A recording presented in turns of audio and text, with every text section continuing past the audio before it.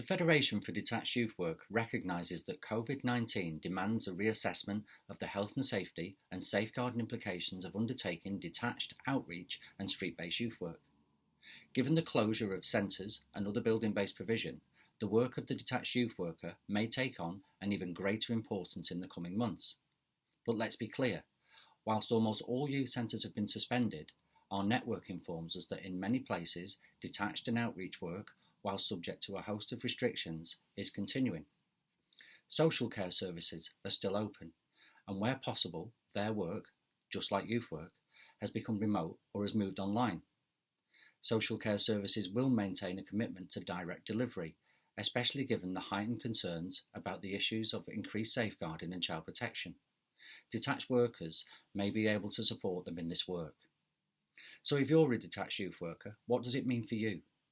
It's clear that young people will need continued support from professional and knowledgeable staff, but it's essential that these staff remain healthy and safe.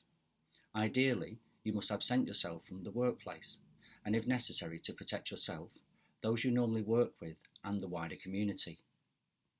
Workers who have any health vulnerabilities or have caring responsibilities towards those people should not be working. Others may decide that they are not confident in doing street-based youth work at this time, and that's okay. It's essential that those workers undertake detached youth workers do so, but in a very careful way. So what is the current position? At this point in time, there is no clarity as to whether detached youth workers, or youth workers per se, are reasonably considered as key, essential or critical workers. As such, they are not subject to the support or expectations that government has provided to date. That said, there are a wide variety of workers working in proximity to potential infection and transmission who are not classified as critical. The guidance here is to not wait until there is a national announcement. Be proactive and use your professional judgment to inform the work you do, and be responsive to the changing circumstances and guidance both locally and nationally.